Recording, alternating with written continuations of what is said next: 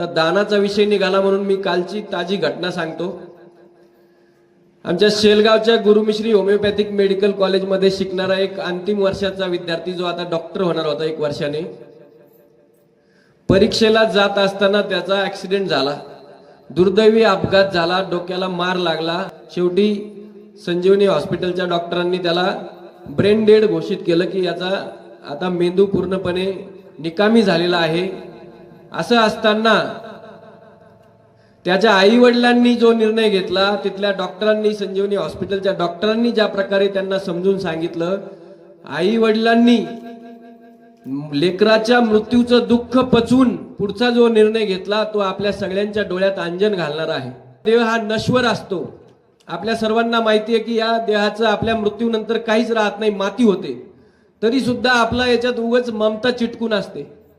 आपल्याला वाटत असतं की माझ्या मृतदेहालाही काही त्रास होऊ नये अशी आपल्याला टेन्शन असतं जिवंत असताना, परंतु मेल्यानंतर आपले नातेवाईक 1 घंटाही शिल्लक ठेवायला तयार होत नाहीत घरात। तरी सुद्धा त्या देहामध्ये, या कायेमध्ये आपली ममता असते। परंतु त्या माता पित्यांनी जे धैर्य, जे धाडस दाखवलं, जे काम केलं ते असं आहे की त्यांनी अवयव दानाचा निर्णय घेतला। आपला पोटचा मुलगा मृत्यू झाल्यानंतर त्याचा ब्रेन डेड झाला होता, त्याच्यामुळे हे शक्य होतं, त्याचं अवयव दान करणं शक्य होतं।